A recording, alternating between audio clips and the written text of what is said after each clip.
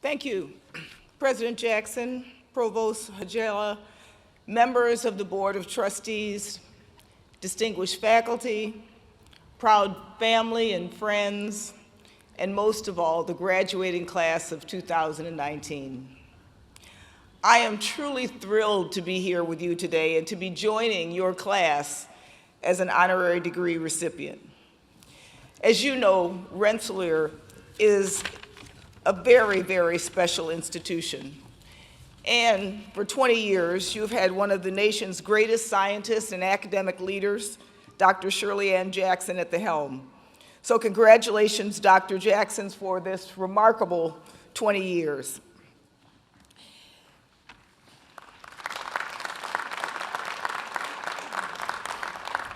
So with your incredible history and so many legendary leaders who got their academic grounding here, I really am very, very honored and humbled to receive the honorary degree and to be asked to offer a few words for this occasion.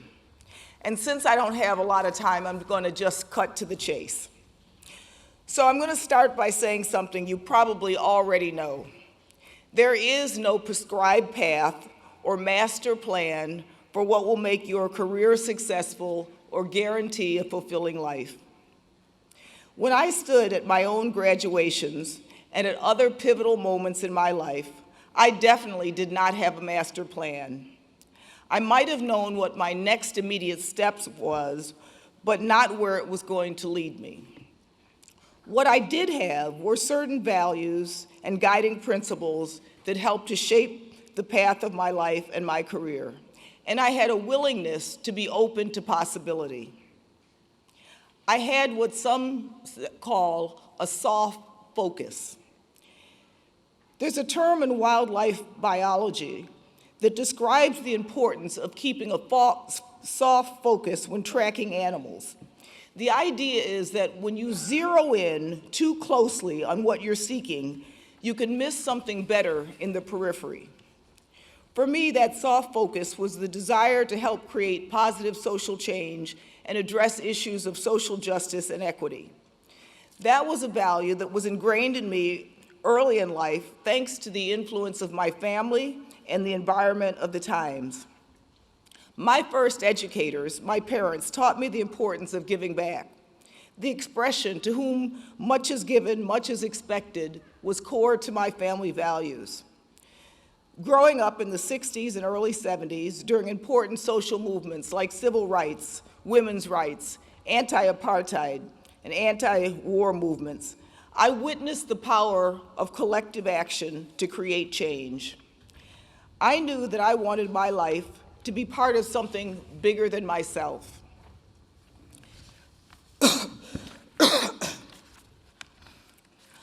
I chose medicine and ultimately public health because it gave me a practical way to make a difference in people's lives.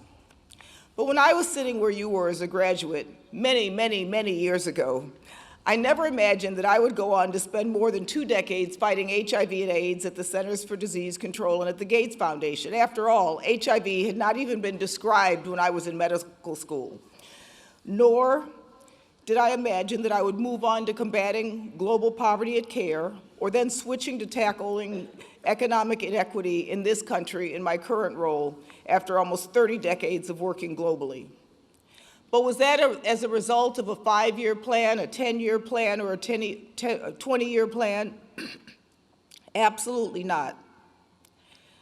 But on the way, my journey that began as a socially active teenager in Buffalo, New York, has brought me full circle to now tackling the very issues that instilled in me the desire to try to create positive social change. So allow yourself to be open to new opportunities and new challenges, and keep a soft focus so that you don't miss what's in your periphery. And always remember what motivated you to earn this degree, to pursue this path. Remember what you cared about, what brought you here, what your passion was, and what the things that really meant to you before this day today. Remember the values that got you started on your journey. One of the best, wisest pieces of information and advice I've heard was from the legendary preacher Howard Thurman. He said, Don't ask yourself what the world needs. Ask yourself what makes you come alive, and then go and do that. Because what the world needs is people who have come alive. When you commit your life to having an impact, whether through engineering, computer science, business, architect, medicine, education, or some other field, it can be easy to get caught up with the enormity of the task. It's easy to wonder, how can I have impact on any of the big challenges of our time? I think at times we underappreciate the power we have as individuals to produce change. We often ask ourselves, what can I really do as one person? But as the anthropologist Margaret Mead said, never doubt that a small group of thoughtful, committed citizens can change the world. Indeed, it's the only thing that ever has. With one effort combined with the next, we can all effect great progress. Whatever your entry point, whether it's academia, government, business, or the nonprofit sector, whether it's domestic or global, just start. Find the best way to apply your passion, your sense of purpose, your education, and your unique talents for the benefit of all. Never lose faith that together, leveraging the power of our individual actions, we can live up to Rensselaer's vision to change lives, advance society, and ultimately change the world. Thank you, and congratulations, class of 2019.